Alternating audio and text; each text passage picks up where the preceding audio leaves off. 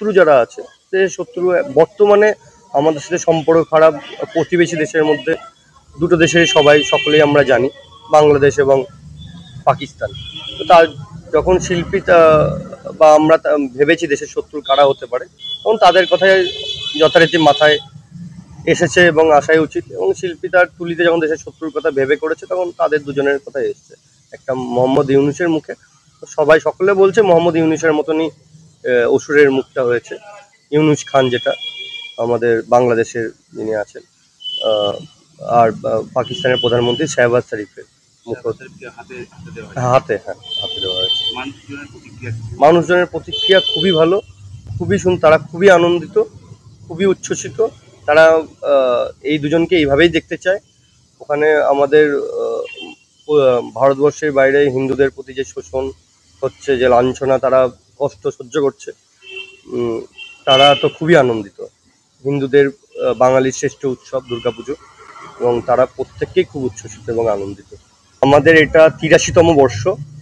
আমাদের এই পুজো কমিটির নাম হচ্ছে সাধক নরেন্দ্র স্মৃতি সংঘ দুর্গাপূজা কমিটি। এটা কেন ইউনূস সরকার দেখিয়েছে, কারণ হচ্ছে উনি যে কার্যকলাপগুলো করছেন, ওনার নিজ বুদ্ধি সম্পন্ন মানুষ, একটা বুদ্ধি সম্পন্ন মানুষ এই কার্যকলাপ ওনার কাছ থেকে কেউ আশা করে না।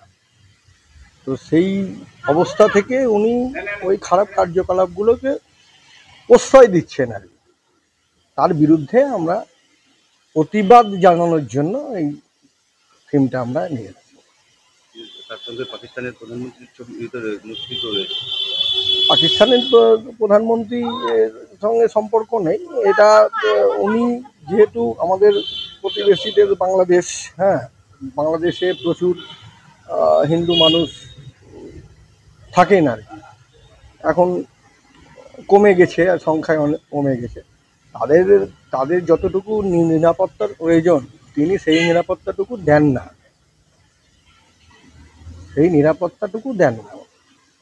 তার প্রতিবাদে আমরা প্রতীকী হিসাবে এই জিনিসটাকে করেছি। মানুষের মনে কতটা সাড়া ফেলেছে। সাংবাদিকরা এই নিয়ে অনেক কিছু করছেন, এবং আমি যেটা শুনেছি সেটা হচ্ছে বাংলাদেশের যারা সাংবাদিক, তারা এই নিয়ে একটা আমাদের যে সম্পাদক আছেন, যিনি করেছেন, তার বিরুদ্ধে একটা কেস করার জায়গায় নিয়ে যেতে চাইছে না।